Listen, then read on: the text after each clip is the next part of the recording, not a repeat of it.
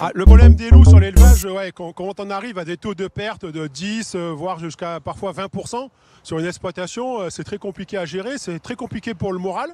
Il y a un problème financier parce que l'indemnisation qui nous est portée n'est pas à la justesse des pertes qu'on subit. Mais après, il y a le moral. Le moral, le psychique, c'est important. Ça pèse sur nos familles, ça pèse le soir quand on mange à table en famille. C'est très compliqué à gérer. Ça empêche, moi personnellement, ça m'empêche de dormir. C'est un stress permanent, un stress lancinant.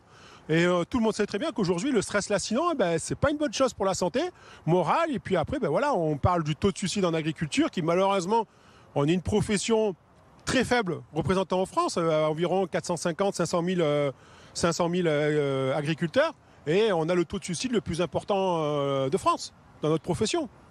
Je veux dire, la deuxième cause de mortalité en agriculture après l'accident de travail, c'est le suicide. Donc c'est là qu'il faut prendre en compte la souffrance qu'on subit et le harcèlement qu'on a par ces papiers. Je dis bien harcèlement parce que pour nous, c'est un harcèlement.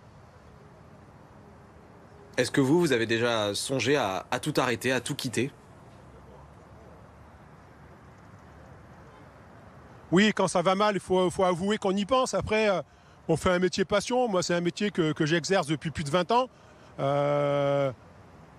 On est un peu fou parce qu'on ne se verrait pas faire autre chose. On ne se verrait pas faire autre chose.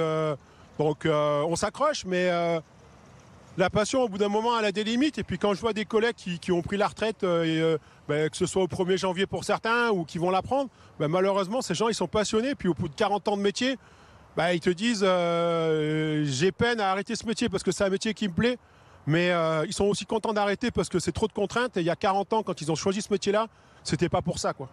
Et malheureusement, voilà, après 40 ans de métier passion, ils sont aussi contents d'arrêter et c'est là qu'on se pose des questions pour nous, quoi.